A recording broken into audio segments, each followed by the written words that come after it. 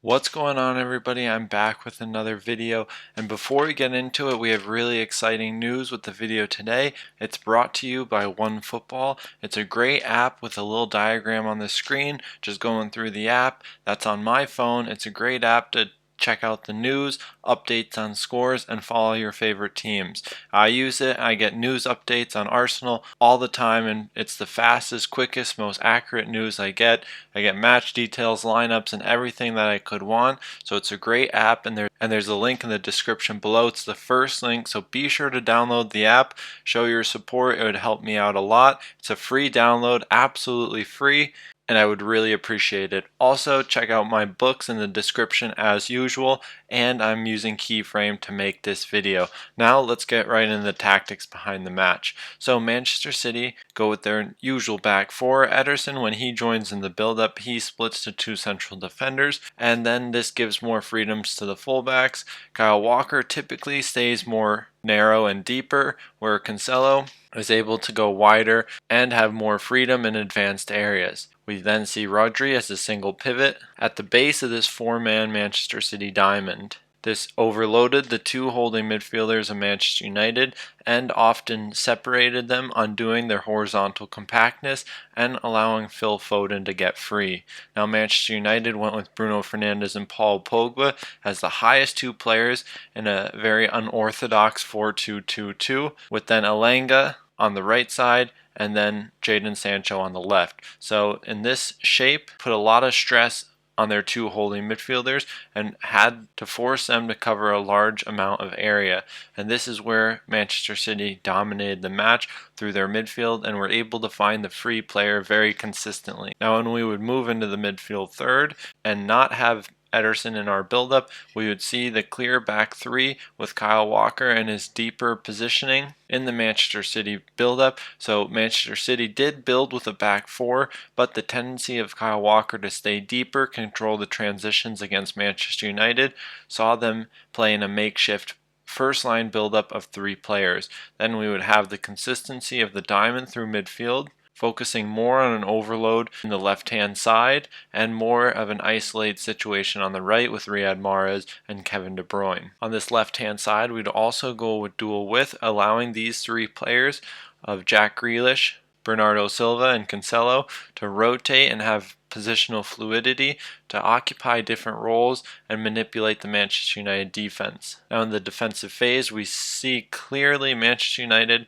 dropping deeper into more of a 4-4-2 when they would then defend in their own half. So this would clearly create space between the lines and give Manchester City the opportunity to then overload the two holding midfielders and find free players in central areas. Kevin De Bruyne also, when compactness was able to be established from Manchester United, Kevin De Bruyne would be able to fade into the wide area, avoid the cover shadow of Jadon Sancho, and become free on the ball in the wide area. Now with the initial build-up of Manchester City attacking a low block now of Manchester United, we often see Bernardo Silva and Jack Grealish coming both between the lines off the left-hand side, allowing Cancelo to be the single width player, creating height and width on the left-hand side. And with the overload between the lines of Jack Grealish and Bernardo Silva, this often allowed Manchester City to influence the Manchester United defense. So here we have the back four of Manchester United, and with the clear free player being established of Bernardo Silva playing between the lines, with Jack Grealish and now Phil Foden threatening in behind, pinning and forcing the defense of Manchester United to drop deeper, creating space on the ball side near the half space to then use this overload to full effect. And we couple this intentional overload between the lines with the midfield of Manchester United being very man-oriented at times and being drawn out to the wrong players. Here we have Scott McTominay pressing Rodri, which is typically one of the two central forwards' job is to cut off the single pivot, while Scott McTominay maintains his compactness so this area doesn't get overloaded and can't receive the ball between the lines. But as we see, Manchester United inefficiency coupled with the deliberate concepts of Manchester City leads to Manchester City's progression against Manchester United. Now looking into the second half, we see more mobility from Bernardo Silva in the half space, but then we are able to see in this picture the overload on the left hand side much better, and how positioning and player movement can specifically target Scott McTominay and force him out of position. So here we have Bernardo Silva coming outside, fanning out into the wide area. Cancelo going higher up the field, creating full width, and now we have the decision and the targeting of Aaron Wan-Bissaka to either follow Jack Grealish and leave João Cancelo free in the wide area, or we can have Aaron Wan-Bissaka follow João Cancelo and leave Grealish free between the lines. So what would end up happening a lot of the times is Grealish would come deeper between the lines.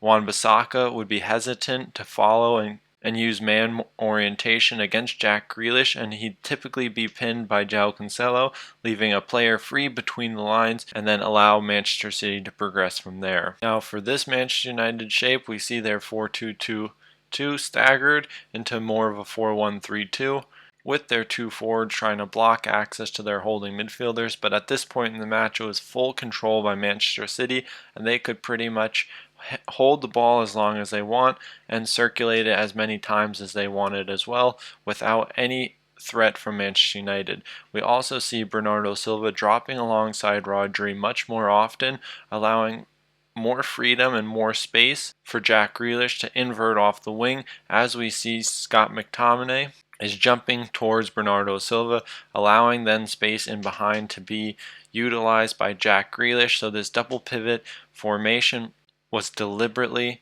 used to pull out Scott McTominay from the space between the lines and free it up for a player like Jack Grealish.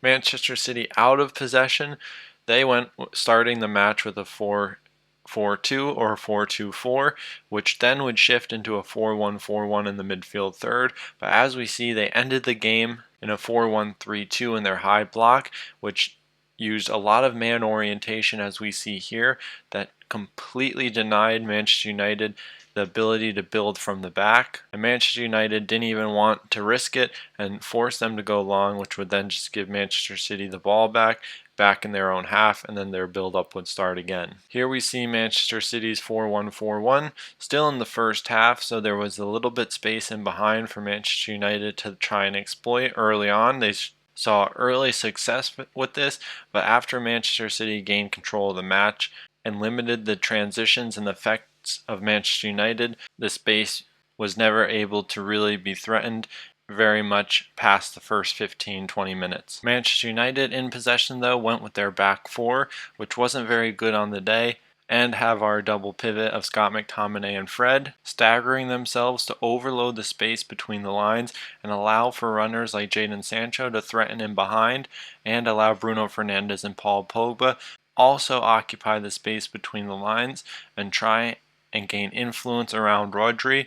But the intense pressure from Manchester City in their 4-1-4-1 didn't really allow this, and Jadon Sancho and Elanga after the first half were neutralized very well and didn't have the same impact on the game.